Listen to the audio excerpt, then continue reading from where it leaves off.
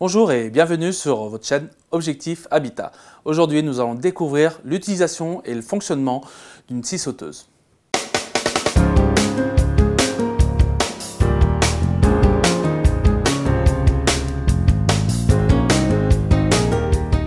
Aujourd'hui, nous allons découvrir la scie sauteuse électrique. Celle-ci, elle est filaire. Il en existe d'autres sur batterie. On va commencer par installer la lame et en voir ensuite les fonctionnements et l'utilisation de la scie sauteuse. Pour installer la lame, rien de plus simple. Vous avez le loquet ici. Hop, vous enfoncez la lame. Vous vérifiez, là, elle est bien mise. Sur ce modèle-là, c'est un système rotatif. Il existe d'autres systèmes avec un poussoir. Ici, vous avez le variateur de vitesse. Vous avez la gâchette pour la mise en route. Avec le bouton poussoir pour la fonction en continu. Et là, les différentes graduations pendulaires. Le système d'évacuation des poussières.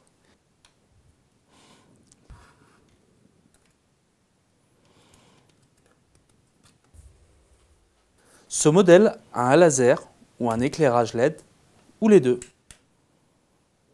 Avant de commencer toute découpe, vous prenez votre serre-joint, le serrez correctement de manière à ce qu'il soit bien maintenu. On va créer une coupe droite.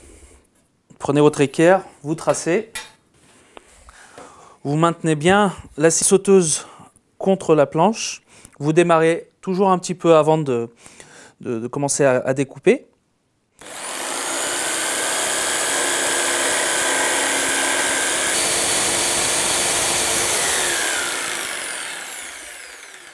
On attend bien que la scie sauteuse s'arrête de fonctionner. On a vu une coupe droite. Maintenant, on va voir d'autres coupes avec un autre type de bois. On va voir les différentes graduations du pendulaire. On est sur le niveau 0.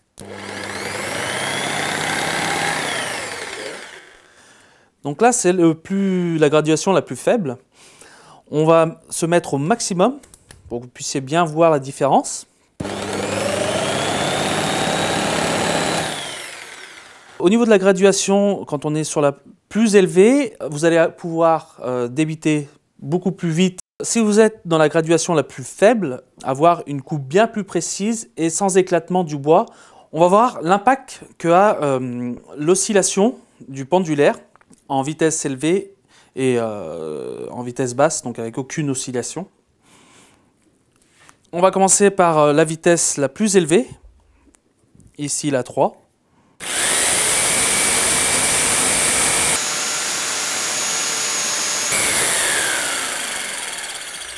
On va voir maintenant la différence entre la vitesse 3 et la vitesse 0 de l'oscillation du pendulaire.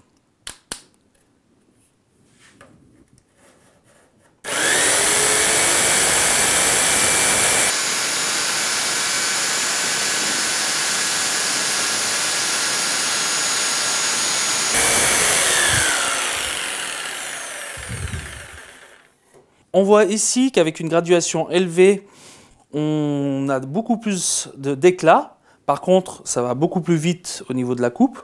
Et ici, avec une graduation à 0, on a une coupe bien plus nette, sans éclat. On voit nettement ici que la coupe opposée est impeccable, sans éclat. Pensez à bien choisir votre face lors de votre coupe, parce qu'on voit que l'impact de l'oscillation n'a aucun effet sur la partie opposée. Petite astuce, si vous voulez avoir les deux faces avec une coupe impeccable sans éclat, donc vous tracez.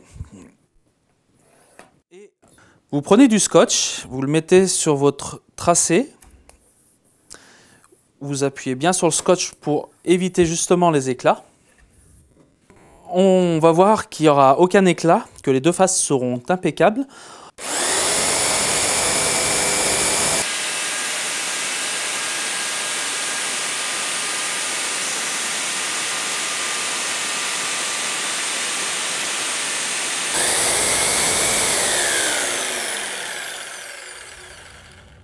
Et dès le premier coup d'œil, on voit que il n'y a quasiment pas d'impact, ni d'éclat.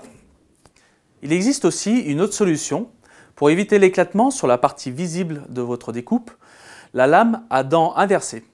Cette lame à dents inversées est idéale pour découper du parquet. Généralement, les tracés se font toujours sur la partie visible du parquet. Avec une lame standard, vous n'allez pas pouvoir réaliser les coupes nickel sans éclat. On va réaliser deux découpes. Une découpe avec la lame classique et l'autre découpe avec les dents inversées.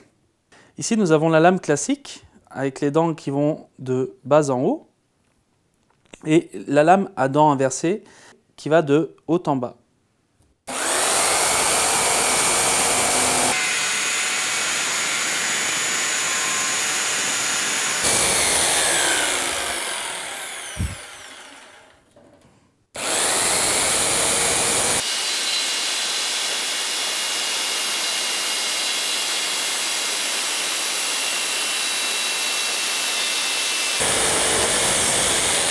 On voit ici nettement la différence entre les deux lames, donc la lame standard, classique, et la lame avec les dents inversées. D'un côté, une coupe avec éclat, et de l'autre, une coupe parfaite sans éclat.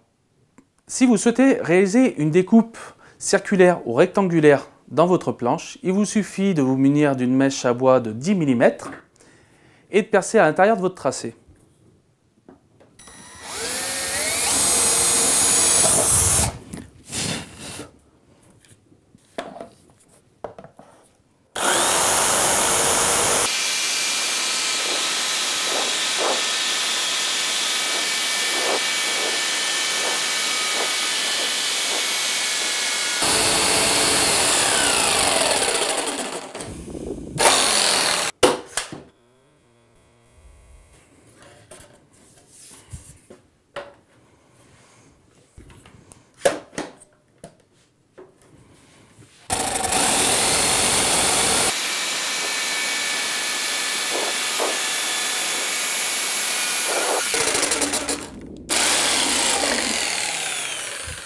Pour réaliser des découpes plus sinueuses ou avec des cercles beaucoup plus petits, il existe ce type de lame beaucoup plus fine, ce qui vous facilitera le travail.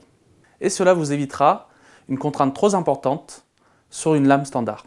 La scie sauteuse ne découpe pas que du bois, vous allez pouvoir l'utiliser pour de la découpe de métal, du plastique et aussi du carrelage. Pour cela, il existe différents types de lames.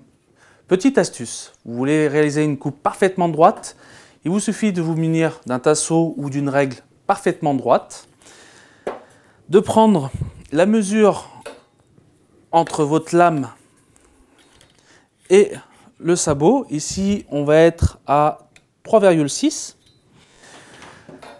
Je reporte ma mesure de 3,6 cm sur mon tracé.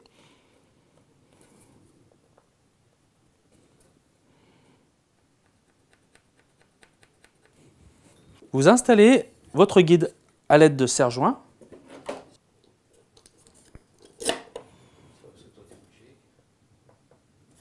Et il ne vous reste plus qu'à découper votre planche.